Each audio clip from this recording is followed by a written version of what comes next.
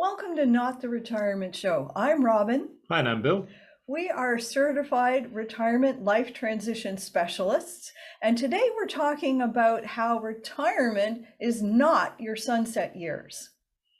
Well, I think that's right. I think in days of old, that probably was a good phrase. Your sunset years. But because of all the advances in preparing for retirement, health, and financial and all that kind of stuff, it's probably going to take a long time for the sun to set in today's environment.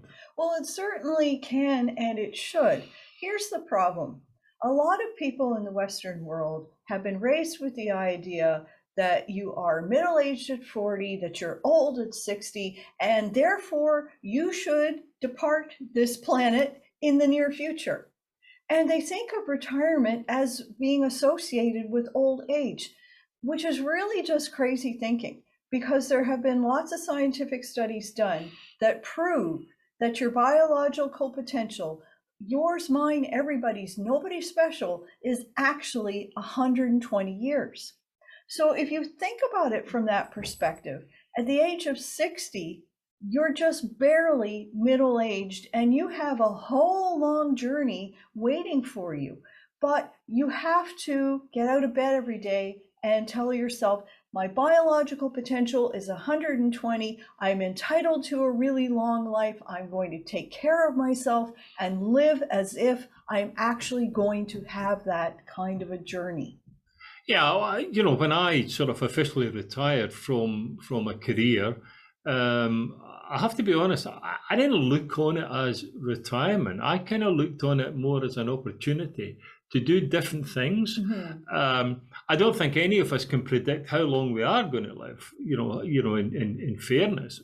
But I saw it as a time when, assuming that you were, financially okay, that you could get through. In other words, you didn't need more income or additional income, or you had your pension, maybe you had some savings, and therefore you could afford housing and groceries, and you could afford that stuff.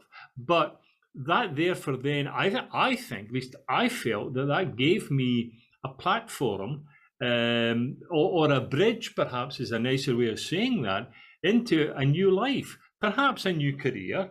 Like making videos was probably not on my bucket list, but I think it gave you I did see it that way, that it was the opportunity to go and do different things, which perhaps in earlier life, when you were building a career, when you were obviously taking care of family and all those responsibilities, you had a certain amount of freedom now that you could, that all other things remaining equal, but you could explore different opportunities.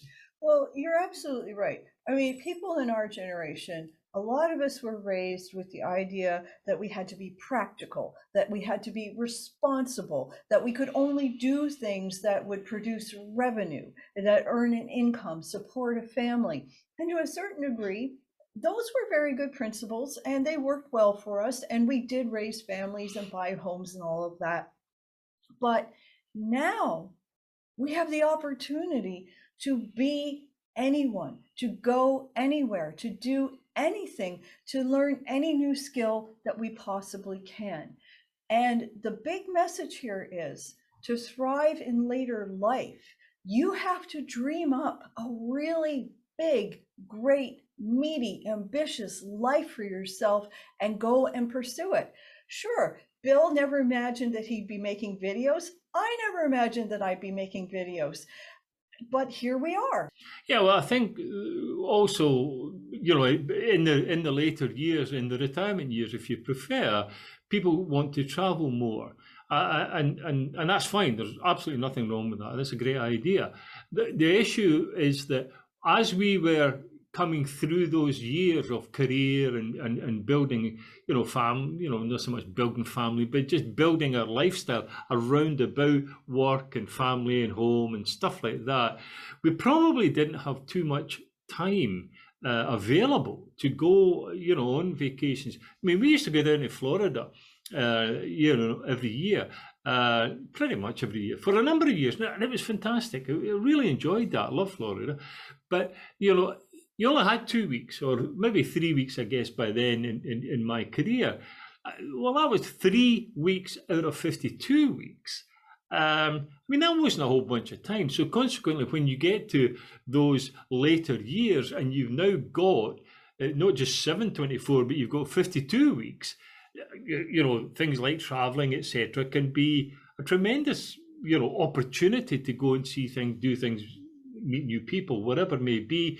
That's the opportunity, or that's an example of an opportunity in those later years. And if you prepare for that, obviously financially and obviously from a health perspective, you can do some tremendously wonderful things.